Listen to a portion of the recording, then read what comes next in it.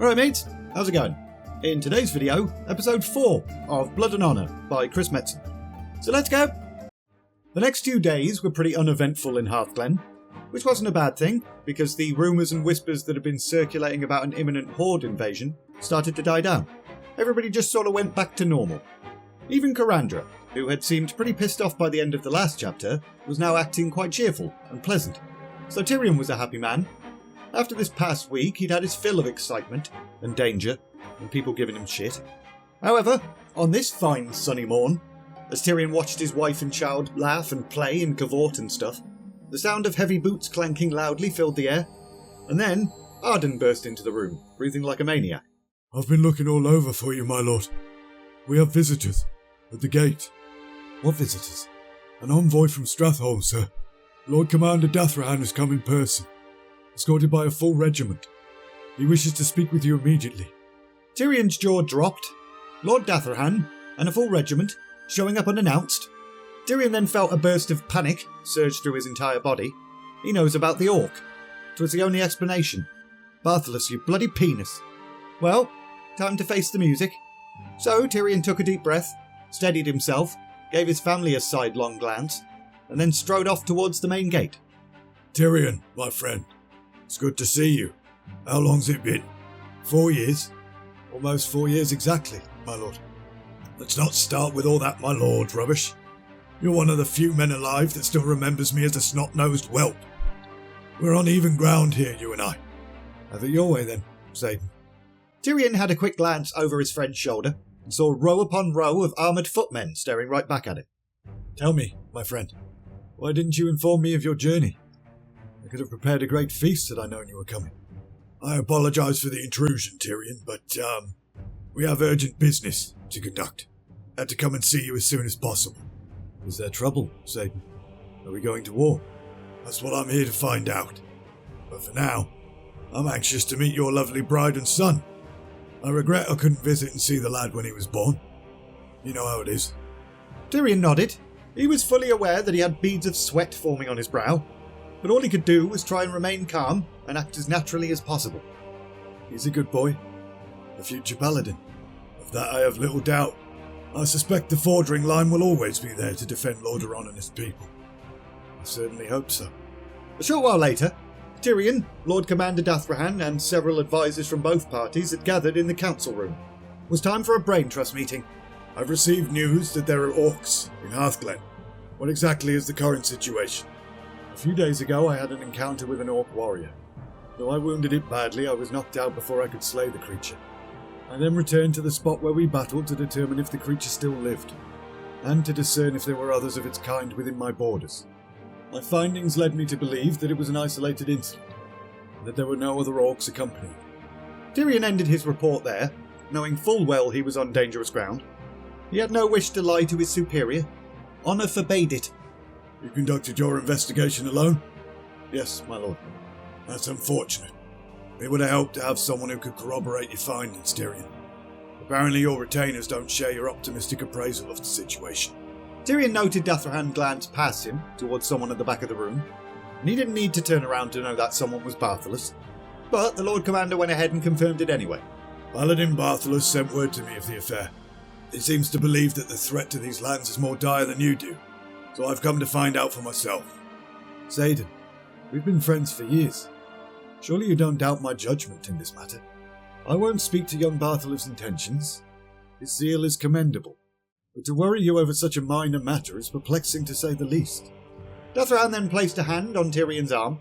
Tirion, I've always trusted your judgment. I've never questioned your honour, but certain events have transpired. Things that force me to look critically at any possible orcish incursions.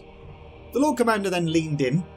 There's been reports of a new upstart war chief amongst the orcs.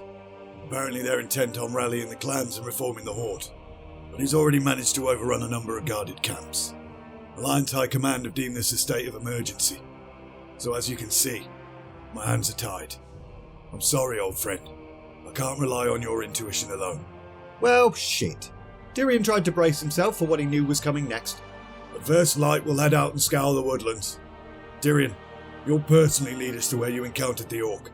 If we find the creature, we'll take it back to Stratholme for interrogation. And there it was. No way out now. He'd been given a direct order. As you wish, my lord. The meeting then ended, with the vast bulk of the people in the council room exiting quickly and quietly. But as Tirion turned towards the door, he saw young Buttress, smirking like a prick. The following morning, Tirion got up in a pretty foul mood. He'd barely slept a wink. A huge part of him wanted nothing more than to go find Eitrig and warn him, give the old orc the opportunity to evade capture. But if he'd done that, he'd be disobeying his superior's direct order. There was no possible way for him to uphold his vow to the orc and do his duty at the same time, which kind of sucked. The party soon set off and rode for a few hours, with Tirion leading the way, until eventually they arrived near the ruins of the old tower.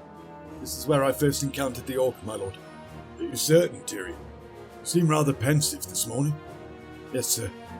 I'm fine. Just a tad tired as well. The Lord Commander then motioned to his men to take up positions, and Tirion shuddered as two guards started to set up a makeshift cage. Dathrohan then decided that stealth was the wisest approach, just in case there were multiple orcs in the area.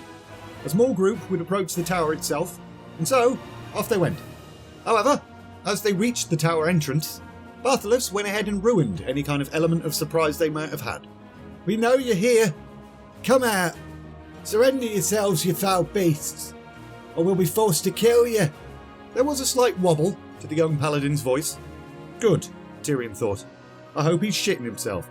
But that slight sense of satisfaction soon ended, because a large silhouette then emerged from inside the tower. Eitrig. The orc scanned the humans' faces with furious eyes, and then caught sight of Tirion, and those furious eyes then changed to a look of absolute disgust, which caused Tirion to feel just goddamn awful. The orc's expression then turned back to hate and fury. He definitely wasn't going to go down without a fight. We take it alive! However, either due to panic or sheer adrenaline, Buttress then lunged forward on his own, and Eitrig blocked the young paladin's clumsy blow and punched him right in the face. Two footmen then rushed forward, slashing wildly, but again, Eitrig made short work of them. And so, Arden and the remaining guards attacked collectively, using their actual brains. And Tirion could see that they were about to have a lot more success. Don't kill him! Everyone in the vicinity then stopped what they were doing, and stared at Tirion in disbelief. There was no two ways about it. His voice had held genuine concern for the orc's safety. Are you alright? As I already ordered, the beast is to be taken alive! The fighting then continued. Eitrig did well against his opponents, but, partly due to being outnumbered and partly due to his injured leg, he was eventually subdued. And Tirion was just a whole rollercoaster of emotions. Half of him wanted to jump in and defend Eitrig, but the other half couldn't possibly take up arms against his own fellows.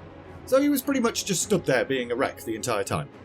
Bastard creature fought dishonourably. We should kill it right here, right now. Your wounded pride is not nearly as important as the information this creature may have. Restrain the beast.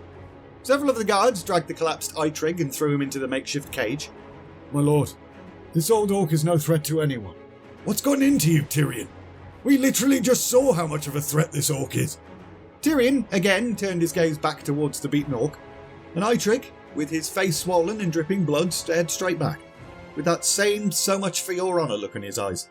A couple of the guards then started taking great pleasure in taunting and whipping the poor sod through the bars, and it was in that moment, finally, when something inside Tirion just went ahead and snapped. He dashed forward, grabbed the whip out of the guard's hand, and then proceeded to lash the guy with it. How does it feel, huh? Tirion, what are you doing? This orc must be set free. It's a matter of honour. Tirion then started to smash at the lock of the cage, but the surrounding guards very quickly grabbed him and wrestled him to the ground. What in the light's name has come over you, Tirion? Tell me you have some explanation. Tell me you didn't just try to free this creature. This orc saved my life, Saidan.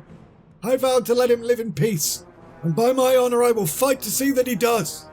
Traitor! He's been consorting with this beast all along. Tirion, I am trying very hard to be patient. Obviously you're confused. But regardless of what you believe happened, if you do not desist, I will be forced to have you arrested. So please, stop. Damn it, Saidan. This is a matter of honour. Don't you understand that? I stand witness to his treachery, my lord. Shut up, Buttress. Tirion, you leave me no choice. I hereby charge you with treason against the Alliance. Captain Arden, see that the prisoner is bound and placed upon his horse. He'll be taken to Stratholme along with the orc and placed on trial.